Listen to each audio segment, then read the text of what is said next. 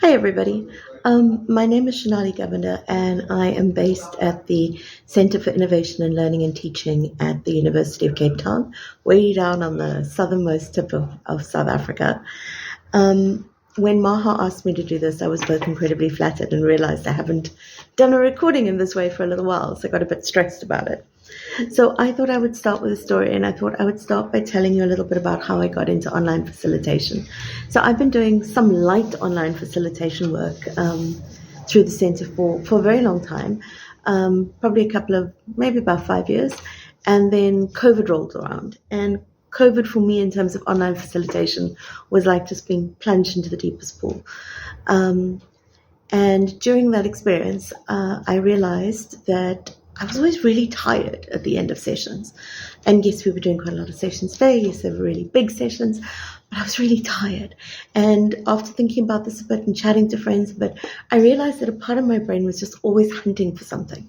And the something it was hunting for was connection.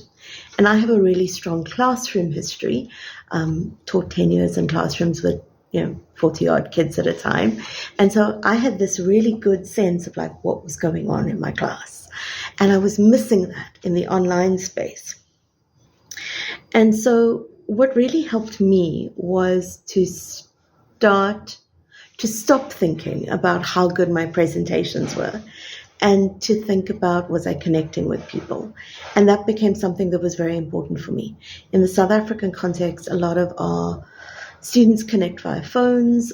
People don't always have great conducive home environments for studying, learning, working in. And so it's really important for me to always understand exactly where my audience is coming from. And that came down to some really practical things sometimes. One of the things it came down to was just always starting gently. So I have this practice of starting very gently with my groups. Sometimes we may stop and we may just breathe. We may do emojis, we may play a song, we may do a body scan. There are lots of different things that we do. We may do one of those little catitude things where you put up pictures of different cats and people can say what feeling they're having that day. So we do a lot of that. The other thing that I think is really important in our context is around supporting multi-directional communication. We come from a very strong teacher culture. And so what became very important for me was to think about, how do I destabilize that? How do I get my participants to talk to each other, to listen to each other? And while this was relatively easy in adult groups, I found it quite challenging sometimes with my younger students. They wanted the expert view. They wanted the teacher voice. They wanted to sometimes sit back and receive stuff. And so that meant doing things that involved my students working together, whether that meant that they were presenting, whether that meant that they were in breakout rooms and coming back and feeding back things, whether that meant that they had a Google Doc where they could work together in text, because sometimes voice wasn't always an option. That became kind of a key part of my facilitation strategy, to think about, how do I get people to communicate with each other and not just with me? The other thing that I looked for was, how do I get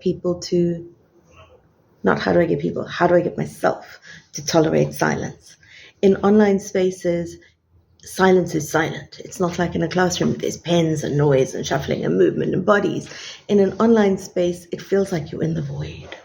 And so one of the things that I have a habit of doing is, I'll set a timer. What does 10 seconds feel like? What does 15 seconds feel like? And I'll let that run. Or I'll say to people, I'm giving you 5 minutes, and I set an active timer for 5 minutes, because otherwise 5 minutes feels like 5 hours. I will also do this weird thing where I count on my hand, because that slows me down. So that became really important as part of facilitation. The next thing that became really important for me as part of facilitation was just the idea of being present. So sometimes that meant I wasn't as well prepped for the session, but I was rested. And so I could be there and be present. Sometimes it meant saying to my group, guys, I'm actually just kind of having not a great energy day. So I'm going to be a little quieter, I'm going to be a little slower, I'm going to be a little less. And I found that groups responded to that really well. And then I think the final thing that is really important for me in terms of facilitation is really finding a way to embrace the physical. there are moments when you feel like you float around from here up, kind of thing. And that's not ideal. And so we do things in our sessions like we stop, we breathe. We do physical check ins with ourselves. We stand up, we wiggle. We turn our cameras off and take a moment to stretch, move, do what you need to do.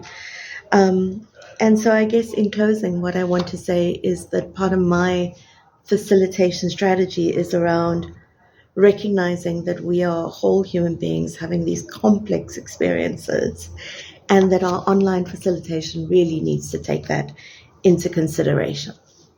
Thanks, everybody. I hope to see you at various online spaces.